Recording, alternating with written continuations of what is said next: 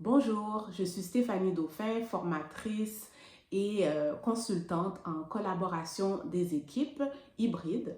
Et aujourd'hui, je voudrais vous poser une question. Est-ce que ça vous est déjà arrivé d'être impliqué dans une avalanche de courriels où le ton montait de plus en plus?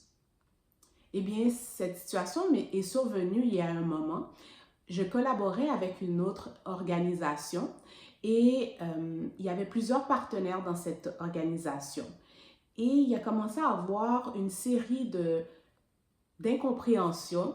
Puis, à un moment donné, il y a une des collaboratrices qui a écrit «Qu'est-ce que tu veux dire par là?» avec 3 points d'interrogation. Dans le contexte de courriel, c'est très facile d'interpréter. Donc, c'était pas agressif, mais en même temps, c'était pas positif non plus. Alors, quoi faire dans des situations comme ça? Eh bien, parfois, la solution, c'est de prendre du recul et de mettre son chapeau de leadership.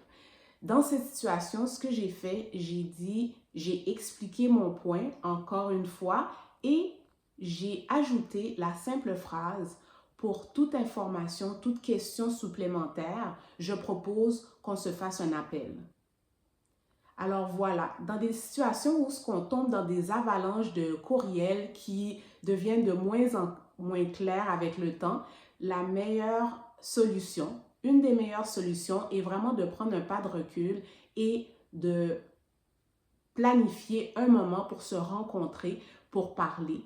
Parce que parfois, juste 2 minutes, un appel de 2 minutes peut clarifier bien des choses, alors que courriel, un simple courriel avec 3 points d'interrogation ou écrit en gras peut amener à la confusion.